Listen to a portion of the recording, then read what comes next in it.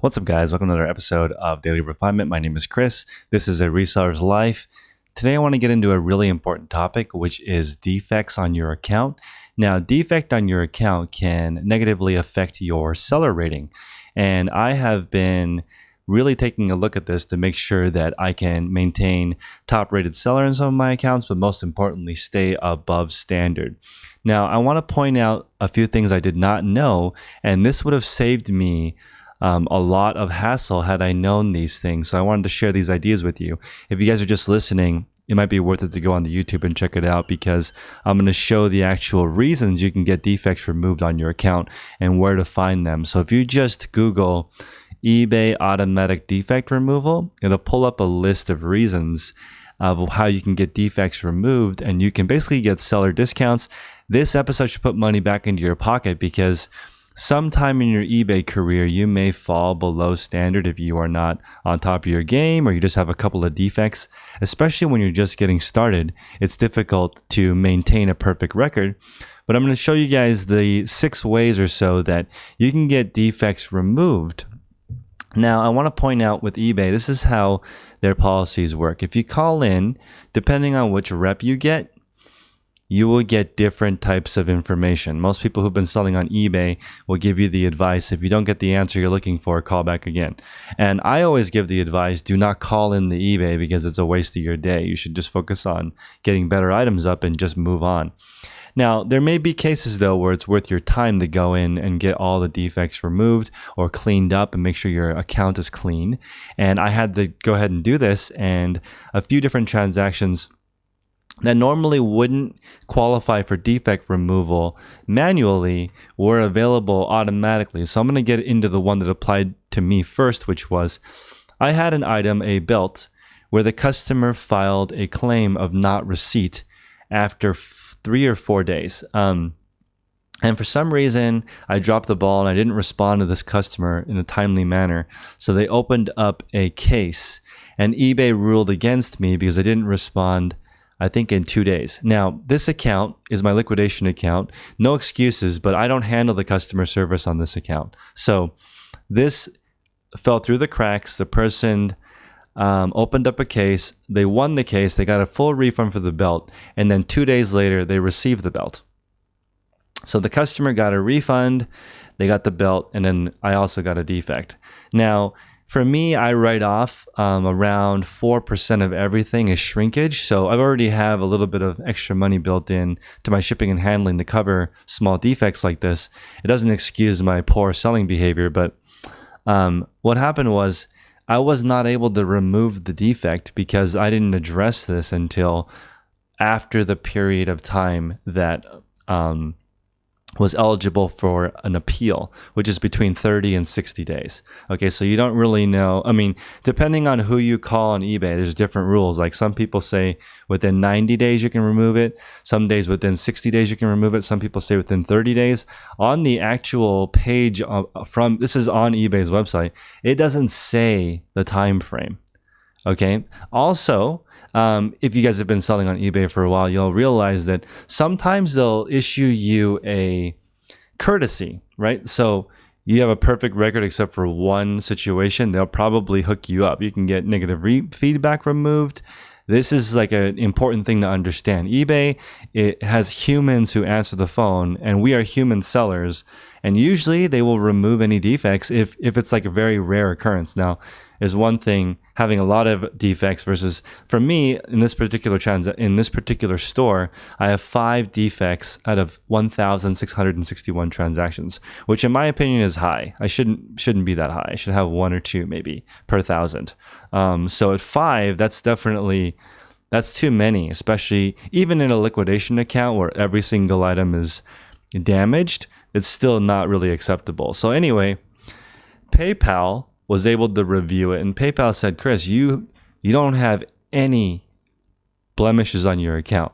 So what we're going to do is, even though this is not technically PayPal purchase protection, we're going to give you your money back, because this person received the belt and you gave them their money back, and like, you shouldn't also get a defect on eBay that you can't remove. So we're going to issue your refund please take a screenshot of the refund and show eBay that like we can verify that the buyer received the item. So they did get the item. So maybe we don't have to get the item back and they can keep the belt for the hassle that you caused them. Maybe you can get the defect removed. And when I called back with the screenshot, eBay was able to remove that particular defect on that account. So that's interesting. If you're teetering on the top rated versus above standard or the above standard and below standard, this one case can be the difference between you getting a discount and not being a discount. And you guys know back in February, I was hit with a 4% high item not as described situation. And so now I took a lot of precautions. I started sending a card to the customer saying, hey, if you have any issue, call me, because just tell me to my face what I did wrong and I will correct it for you. I have no issue with that because I need to maintain a 5-star rating. If I screwed up, let me know. I'll make it right. And since I've done that, I haven't had any issues with staying. I haven't had a high item not as described rate. Okay, so that's something that you can do proactively to prevent that from happening and prevent getting hit with that 4% fee. Now, I've said in the past, I think that fee is unethical because they don't disclose exactly how it's calculated. They just say you fall in the bottom part against your peers, so we're going to penalize you for 4%. For me, that was like literally $2,000, right? So it's like that's really painful to pay that much more in fees because you're only paying 9 to 11% in eBay fees when you count your eBay store, the listing and final value fees. To tack on another 4% final value fee is a lot of money. I mean, those accounts were doing more than $20,000 a month. So anyway, that being said, you can get your money back. So you can get the defect removed if PayPal. A PayPal purchase protection request is ruled in the seller's favor. So that's going to happen, especially if a buyer files a chargeback. That's something that you can use to your advantage and try to get that defect removed. If the buyer doesn't pay, also that can be removed. If there's an error on the eBay site or the eBay program error. So this is another situation where I want to bring up. I had another defect pop up where it was not a defect yet, but it could have been a defect. The customer tried to get a label because I have free returns. And for some reason, the shipping label wasn't generated. So basically, they had to go to the post office and make a label and then ship it back to me. Now, this, obviously the customer was not happy because they had to take time out of their day to go ship this item back to me. They were already upset with that, which is not necessarily my fault, but for some reason they were not able to get the label printed on eBay. Now, what I should have done is said, let me send you a label via email, or let me call eBay and see if they can issue you a new label. I'm not sure why this label is not working. They shouldn't have to go to the post office. That's ridiculous. And what had happened is she did not like the condition of the shoes. This pair of Adidas had factory distress, and she said, I don't like how it looks. That's a perfectly good reason for me to get a return. I'll take a return almost for any reason. So sent the item back. Now, at this point, because there was kind of an issue on the eBay site, there's a possibility they could have removed the defect. But there's another possibility, which is what the rep recommended to me, is if the item that you receive back is not in the same condition, you can say that the buyer lied. And that's not going to get you any money back, but it might get the defect removed. Okay, and this is really important because we want to keep our accounts free from any defects. I personally do not have any Vero strikes on my account. But people who do, it's easier for your account to get suspended. If you use Velcro or you use 1Z or these terms that ding you for Vero, because these brands are very vigilant on their brand, your account is now red flagged as a high risk account. So my account has never had any Vero issues, not to my knowledge. I don't have any Vero defects, and I don't have any drop shipping situations because I don't drop ship on eBay. I've tried drop shipping on Amazon, but not on eBay. So if there's some kind of a site error, eBay may be able to remove it. The next one is if the buyer violates the buying practices policy, they may be able to remove it. I don't know how buyers could do that. I guess maybe if they're like constantly returning things or there's some kind of unusual behavior, you might be able to get it removed if this person continuously returns things. And then also, the next one is eBay or PayPal instructing you to hold a shipment or take action to cancel a transaction. That would be like if there's a payment hold. That just happened to me. A gentleman sent $250. I had to wait 4 or 5 days for it to clear. I'm not sure if it was a check or there was some kind of issue with verifying the person's email address. That shouldn't count against you in any kind of metrics because that's not your fault. So all of these things are important to realize because as you're trying to maintain basically a perfect record on eBay, you want to make sure that your account status is in good condition. So this is one of the most important videos that I'm making. You need to review this defect removal thing because especially the automatic defect removal part that we're looking at right now, this is key because anything that's automatically removed is going to save you the time from having to get a manual review from somebody at eBay to make sure you're doing what you're supposed to do. Also, eBay can determine through valid tracking that the defect was a direct result of systematic delays in shipping or communication. So if there's a wide-scale shipping delay or something is stuck in customs, this is always funky. So I've had this happen before. Send an item to another country. It's stuck in customs for 30 days. I say that in quotation marks. So we don't know if it really was stuck in customs or not. But I lose the case after 30 days. They open up a case, closes in their favor. And on the 31st day, magically, they just get their item out of customs. So this person got the item and they got their money back for free. Okay, they got the item and they got the money, but don't let them get the defect, okay? Because that's just not fair. So if you talk to eBay and let them know, look at this obvious behavior to get the item for free. There are literally tutorials on YouTube on how to get items for free on eBay. Just don't let that defect affect your seller performance rating. It's really important to keep that as high as possible. And again, on this site, it doesn't say a time frame. So one thing that I would like to see eBay improve is just the communication on this part, meaning your seller ratings are based on a 90-day period or a 1-year period, depending on your volume. And if things are based on a 90-day period, it shouldn't be a 30-day window to appeal a case. Or maybe it should be, but at least it should be clear. Because what if you don't notice until a certain period of time and you want to go back and fix it? Some reps let you fix it as a courtesy and some do not. It's a little bit confusing when you're looking at how this works. So I think it should be at least the same. If it's on your record for 90 days, at least give us 90 days to try to resolve an appeal. Of course, maybe I don't think it should be that long as far as getting the customer their money back or their item. That should be as fast as possible. I'm even okay with that being 1 or 2 weeks, maybe less. I think it's only 24 to 72 hours or something for a case to stay open, but we should have the ability to appeal it up to 90 days. And I asked, is there an exception to the rule? Because different reps are telling me different things. Is it 30 days? Is it 60 days? Is it 90 days? Is there something that's longer than 90 days? Because maybe I can get it removed through that reason.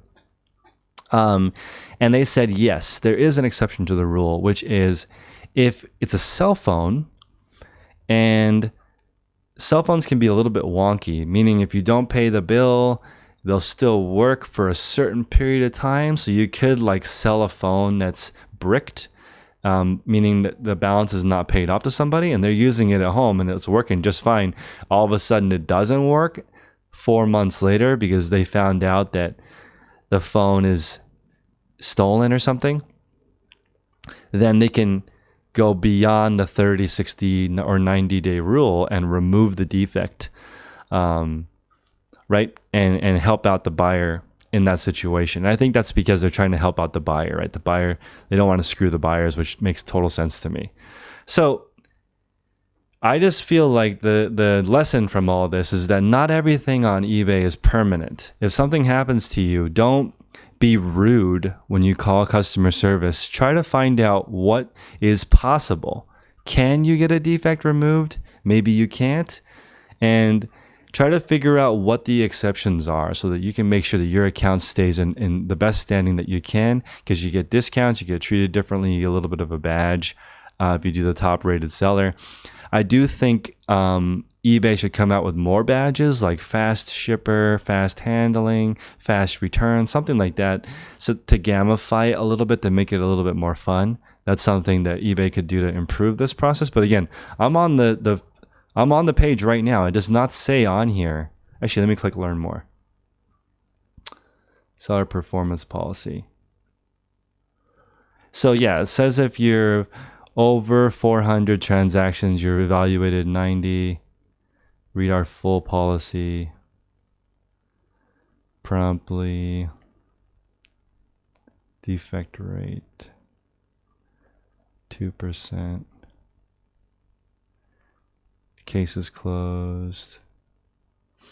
So you can only have 2. Okay, so again, it does not say on here 30 or 60 days. It doesn't say anything. It just says that you have to appeal within a reasonable amount of time. See, that's vague.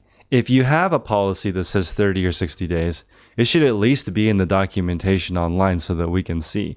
It's literally every single rep I have called has given me a different answer. Let me know in the comment section below if you had that experience. But I think seasoned eBay sellers, for me, I've done probably in my lifetime $1.5 million in sales on eBay.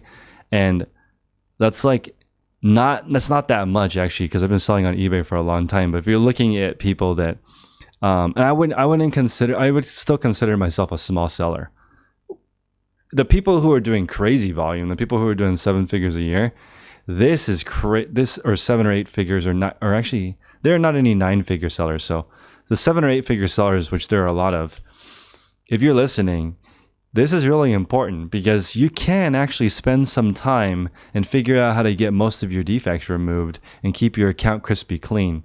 There's another thing that I think is the way that these are evaluated, above standard and below standard. There's such a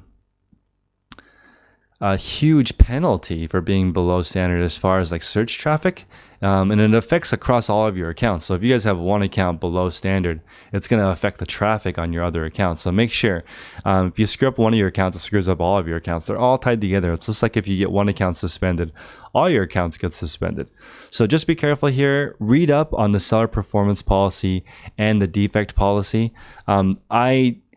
I don't personally think that the help section on eBay is that easy to use, but you can just Google it and it'll immediately pop up. Meaning just type in automatic defect removal, or seller performance policy. And you guys can get an idea of how it works specifically. And again, hopefully this is useful, guys. It was helpful for me. After just making a few phone calls in the eBay, I was able to bring my account from below standard to above standard on one account and move one account from above standard to top rated. So again, just look at the way this is working and make sure that you ship on time. The only way you can really fall below standard is when you don't respond back to customers. So again, I take full responsibility for not handling these in a timely manner. And just understand, guys, when you start hiring other people to do stuff for you, I would recommend doing your own customer service. I tried to outsource this entire thing because, I heard this saying that said, if you have to do anything in your business and you've already failed, you need to be able to fire yourself out of your business. If you want a real business, and it means a real business meaning you can sell it. I put that in quotation marks. You can sell your business. And the reason why some people have that definition is you can't sell your job, right? So some people say if you can't sell your business, it's not a business, it's a job. So I was thinking to myself, okay, then I can't handle anything. Let me hand off the whole thing. No customer service, no shipping, no listing, no buying, right? I should be on vacation and it still works. And that is really hard, guys. And you'll see, like, I probably got 40 to 50 negative feedback because my customer service agents were not trained properly by me and they were not handling it, right? And so now I'm a little more vigilant in the processes that handle that. But you'll see this, a lot of the people who are run medium eBay stores or small to medium eBay stores, they still do the customer service and they still do the buying. right? Those are two important parts that are going to keep you in place as you grow. Also, last thought before I hop off, if you guys enjoy this content, like, comment, and subscribe. But I also want you guys to think about your selling life in seasons, okay? So reselling is probably going to be seasonal in your life. For most people listening right now, you're not going to be doing reselling forever. It may be something that you do until you earn enough money to do real estate, or maybe something that you do for a living forever. Whatever your situation may be, I think seasons are really important. So for me, I intentionally planned my wedding at this time right now, because for me, this time is relatively slow.